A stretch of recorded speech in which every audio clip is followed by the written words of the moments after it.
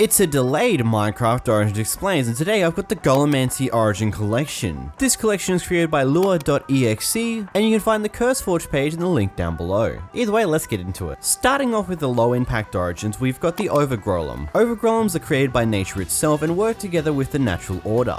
Your first ability is Camouflage. You can move freely through foliage and become invisible whilst inside of it. This is a toggleable ability. You can tell if it's on via the actual foliage things that you're going to have around your screen. It's kind of similar to the freeze effect when you're freezing to death. It's just going to be a little more green. In fact, you can tell the difference when you're near foliage and when you're further away from foliage by how it actually lights up. It's more transparent and less easy to see when you're away from foliage, but when you go near it, it's a lot more green. But basically, whenever you go through foliage, your body will become completely non-existent. You can also jump through foliage in any way, shape, or form. Basically speaking, foliage becomes an air block towards you, so it doesn't really have any noticeable difference to air blocks, really. Next, you've got Nature's Gift. Logs yield 6 planks instead of 4. Overall, this ability is probably going to be some of the most useful things that come with the Overgrillum, with the fact that it just makes wooden planks far more easier to come by and makes it so you've got far more recipes accessible with a single planks. Basically, with a single log, you can now craft yourself doors and stairs very easily and get a good amount of them, so it's pretty useful. Next is Careful. You're immune to thorny plants, but also a side note to this ability, you can be immune to fall damage if you land on leaves. So whilst you're immune to damage from any form of thorny plants, you still get the slowness effect that you gain from walking through berry bushes, so that's still a bit of an annoyance there. And also, an interesting side note with the fall damage immunity, it kind of works through snow layers on top of leaves as well, though only with layer 1, layer 2, and 3 will probably make it so you hit the snow directly and then take fall damage. Natural Arcana. Your tools and armor slowly mend over time. This ability is a nicety to have, but overall I don't expect to see too much usefulness in an average playthrough, as it seems to take somewhere around to 20 to 40 seconds for the mend to occur,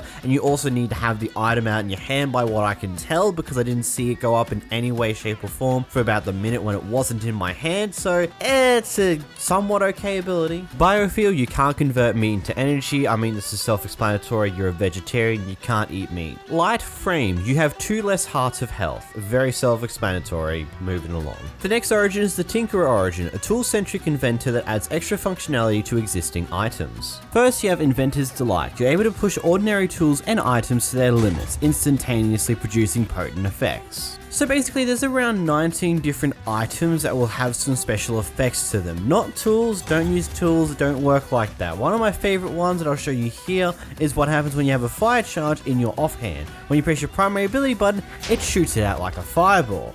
And there are various other little things on those lines. I'm going to leave most of it up to you to discover. It's going to be block tools, it's not going to be actual tools, so keep that in mind when playing around. Scrap Plating. You've adorned yourself with extra plates of armor. You have a little more protection than normal. You've got 4 additional armor points, there's not much more to it. Volatile Innovations. You take reduced damage from explosions. You still can't live through a point blank explosion, but overall explosion damage is far less than what it usually is. And Unwieldy. Self-explanatory, you can't use a shield. I mean, what else is there to it? Next is Steam Powered, a locomotive construct that converts steam into power. Let's get into the abilities. Pressurized batteries. You gain steam whilst in water directly above heat sources. Now, the big thing about this one is that the efficiency of the recharge depends on the type of heat source you use. This ability works with things such as magma blocks, furnaces that are currently activated, so if you're cooking things in a furnace, you can have water above it and gain steam that way. Either a cauldron with lava in it also works pretty well as well. Overall, you got various different heat options. It doesn't function with light blocks though, because they don't technically count as a heat source. Steam Engine. You can empower yourself by releasing all your steam until you're empty. When you activate this ability, you'll gain increased speed, mining speed, bonus damage, and regeneration on top of your usual self, and you cannot turn it off until you run out of steam. So basically, it's a really good situational ability. Let's say you're in a fight, you need to get out or you need to heal. Good way to do that. You can also use it whilst mining to mine a little bit quicker if you need to, but remember, you cannot deactivate it once it's going. It will only turn itself back off once the steam empties itself out. Your next ability is Subway Surfer. Continuous movement on rails build up additional movement speed. aka a very good reason to actually have rails in your world again, because the longer you use a rail for, the more speed you build up, and this speed can get pretty damn fast, and you're also able to carry it around a corner as well if you do it smartly with rails, and overall it's a very powerful ability. And a bonus to this, you can more efficiently craft normal rails by getting 24 of them per craft rather than the usual 16, as well as 6 golden powered rails rather than the 4. Overall not too massive a difference there, but still very useful nevertheless. Oh, and there's also a hidden ability with this one. I believe it's something to do if you're able to ram players with your speed, something along those lines. I'm not sure on it. Heavy metal, you don't need to breathe underwater, but you're too heavy to swim and sink to the bottom. Pretty self-explanatory, that one. Unseizing engine, it takes nearly 6 times longer for you to feel tired enough to rest.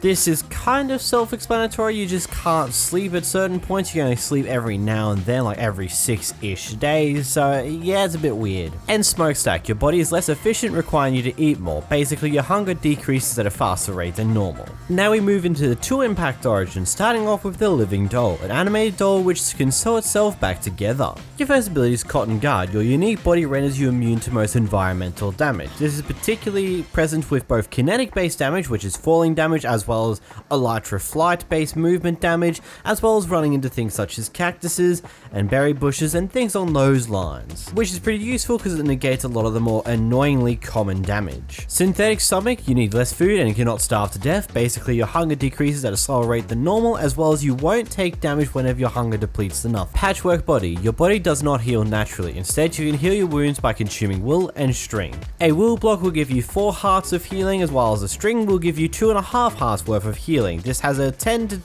second cooldown between each time you can use it, so you can't just spam heal, and it requires the press of your primary ability key in order to actually activate it whilst holding either wool or string in your hand. Melting point, you take double the damage from fire. Pretty self-explanatory. Fire hurts, lava will practically instant kill you. Soft body, you have 1 less heart of health, also very self-explanatory. Next we have Copper Golem, a construction golem capable of exploiting the properties of copper. Let's move into the abilities. First we have Architect. Because of your familiarity with copper as a material, you can use it to craft certain blocks far more easily. And Metalworker being the extension, because of your familiarity with copper, you can use it to craft certain tools more easily. Basically, what both of these do is it allows you to replace iron in most crafting recipes with copper instead to get the same result that you would normally get with iron, which makes your life a lot easier because you get copper a lot more commonly, or at least in far more wealthier bunches rather than iron. Antioxidant, honeycombs allow you to wax yourself, starving off the effects of oxidization for several minutes. This is represented by the yellow bar that appears above your orange bar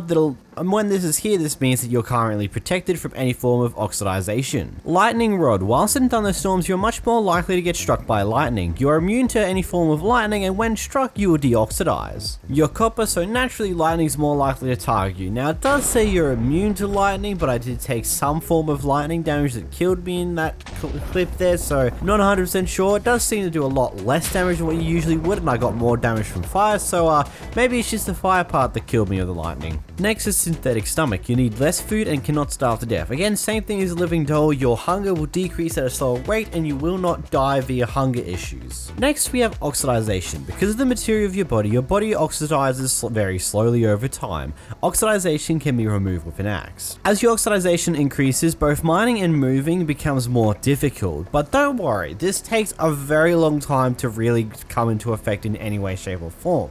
It takes probably a handful of minutes before it goes up by any degree at all, and whenever it does, it's very minimal, so as long as you're really smart and you just make sure to use an axe every now and then and keep somewhat on top of it, you'll most likely be fine. Heavy metal, you don't need to breathe underwater, but you're too heavy to swim and you'll sink straight to the bottom.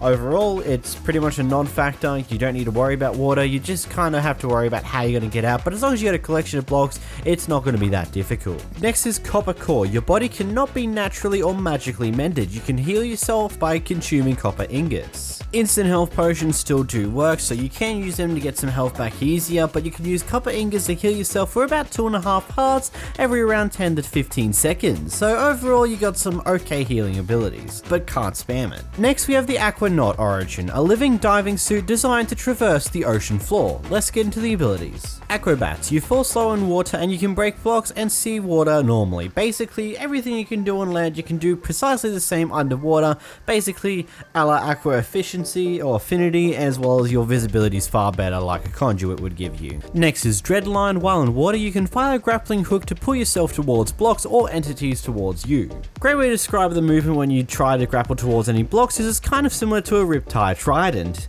In the same method as if you, let's say, try to grapple hook to any blocks on the surface of the water, it will fling you out of the water briefly as well, but you will take fall damage if you land directly on a block, so be very wary of that. It's also very useful if, let's say, you're trying to kill some mobs that are slowly getting away from you. You can grapple them towards you. Heck, you can even grapple some mobs that are outside of the water into the water to fight you with. Very interesting ability overall. Deep Diver. You can climb up surfaces by using kelp as a ladder. So first things first, not all ocean biomes are the same, only a few types of ocean biomes actually have kelp. Both cold and warm water ocean biomes don't usually have that much kelp. And furthermore to that, this will only function when you're up against a wall of some sorts. So out in the middle of the ocean with a kelp just floating on its own, it doesn't quite work too well. I couldn't really find a way to get it to work, but the moment I put blocks up the side of one end, then it became a functioning ladder. Oh, and also you can toggle this with your Y key or your secondary ability key. Heavy metal. You don't need to breathe underwater, but you're too heavy to swim and sink to the bottom. You get it by now. This ability's appeared like 3 times now. And pressurized. You move slower than normal. Overall, it's not that massive of a decrease in speed, as well as you can counteract this by getting Depth Strider on your armor, so overall it's a null and void ability. Moving into the 3 impact origins, we start off with the Sentinel, a living suit of armor gifted the ability to modify and augment its body. First, you have Augment. You gain the ability to continuously augment your body using the resources you find. The upgrade order is copper, iron, gold, lapis, then diamond, netherite, and then 4 levels of EXP.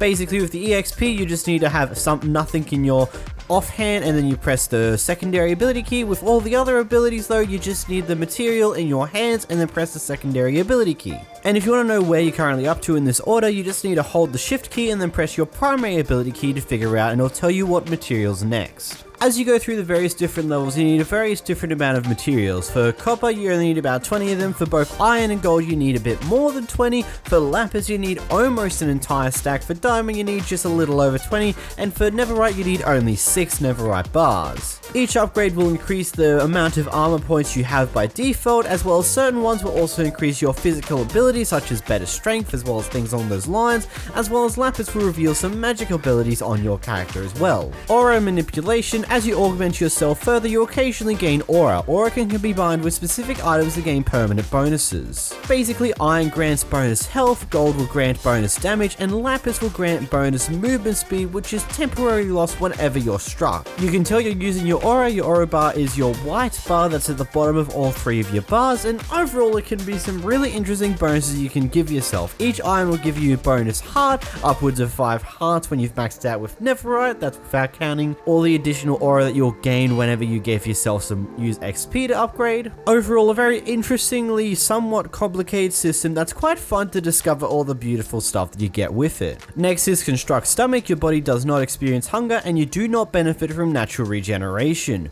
Very self-explanatory. You don't naturally heal and your hunger doesn't matter. Next, you have Heavy Metal. You don't need to breathe underwater, but you're too heavy to swim / you sink to the bottom. We've heard this one a few times already in this Origin collection. Next, Iron Core. Your body cannot naturally or magically be mended. You can heal yourself by consuming iron ingots or nuggets. An iron nugget will give you about 1.5 hearts worth of health back. An iron ingot will give you about 3.5 hearts worth of health back. They're both on individually different cooldown timers that are all somewhat long-ish. You don't see the cooldown timer. There's no bar for it, so it's a little bit of a guessing game whether you can use it again. Overall, pretty interesting. Made of Metal. You cannot equip armor. Pretty self-explanatory considering how overpowered that would be. Melting Point. You take double damage from fire. Pretty self-explanatory. Fire's a pretty big safety hazard and lava's gonna hurt a hell of a lot more. And Unconcealable. You cannot utilize invisibility. Next, we have Frosted Golem, an entity formed of snow and ice which prospers in cold climates. Let's move into the abilities. And hey, if you're this far into the video, clearly you like Origins. I'd just like to ask you guys to hit the subscribe button down below, as well all I do is Minecraft Origins, so you get awesome videos in your feed for exchange for a simple free subscription. Thank you. Ice Body. You may regain health at will at the cost of raising your temperature. This will help you regain about 4 to 5 hearts of health, which is extraordinarily useful. This ability also has a pretty short cooldown. The only disadvantage is it increases the temperature of your body, which if you're in a cold biome doesn't matter so much. Also, if you're inside of those snow blocks you can fall through, you also have a natural regeneration effect as well. Meld with frost, you can move freely through the snow and ice. Overall, a very interesting ability. The powdered snow you can move through pretty freely, as well as any form of ice biome. You can just move through those icy mountains in the oceans like they don't even exist in the first place. You can even climb them pretty easily by going through the interior, as well as other weird things along those lines. It also helps decrease your temperature at a pretty nice rate. Shovelable, you can shovel yourself with snowballs at the cost of durability. This is honestly a really cool ability. By holding the shift button and right clicking with a shovel in hand, you can get snowballs at an extraordinarily fast rate. And you know what makes it even better? Other players can do the exact same thing too and just get snowballs from you. So if you want to build in snow, this is literally your must-pick origin. Construct stomach, your body doesn't experience hunger and you don't benefit from natural regeneration. Self-explanatory, you've seen it before. Thermodynamics, due to the materials making up your body, you're quite sensitive to temperature. Pretty much the main way to increase your heat is by healing yourself. That increases it by a large margin. When you reach out max out, you start to slowly take damage over time. Now if you're in a cold biome when you do this, it's not going to be too much to worry about as long as you just keep using your healing ability and you find a way into actual snow ASAP so you can decrease your temperature at a far quicker rate, because it kind of counteracts the melting ability. But if you're in a hotter biome or a not cold biome, you're going to burn to death very quickly by melt. Frigid, you take triple damage from fire while outside of snowy weather and you cannot freeze to death. So this pretty much means that triple fire damage will only affect you if you're not in a cold biome. Hence why I say this is literally the best origin for a snowy biome. It pretty much sucks anywhere else. And you also can't freeze to death, so you fall into a pile of powdered snow, no worries, you can get back out of that pretty easily, ain't gonna lie. And powdered snow, you have one less heart. Then we have Magmatis, a vicious molten construct capable of traveling through lava at high speeds. Magma armor, enemies that attack you are set ablaze. Basically a far more painful thorns. Instead of them taking a bit of damage, they just get set on fire, which could be pretty major depending on the mob and depending on what the player is wearing in their armor. Boiling body, you can swim through lava with drastically increased control and are immune to fire.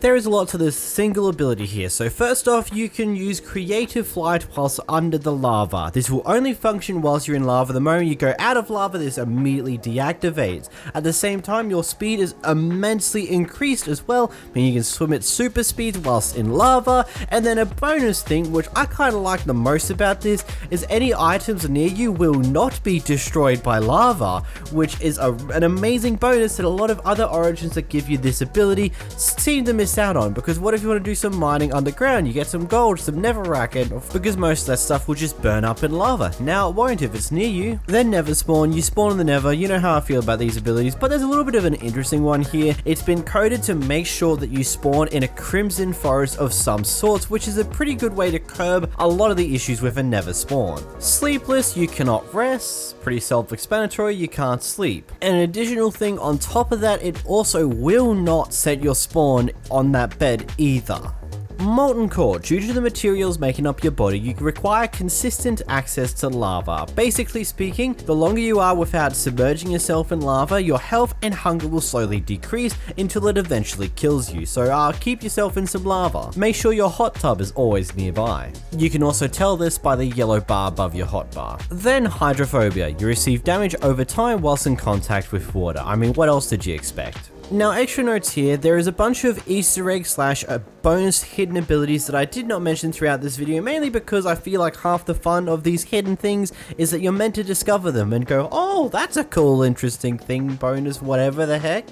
So yeah, that's the Golemancy Origins. What do you think of it? Well, make sure you leave a like in the video down below and subscribe if you haven't already, and I'll see you guys in the next video. Either way, click this video on screen for more Origins related content. Bye bye!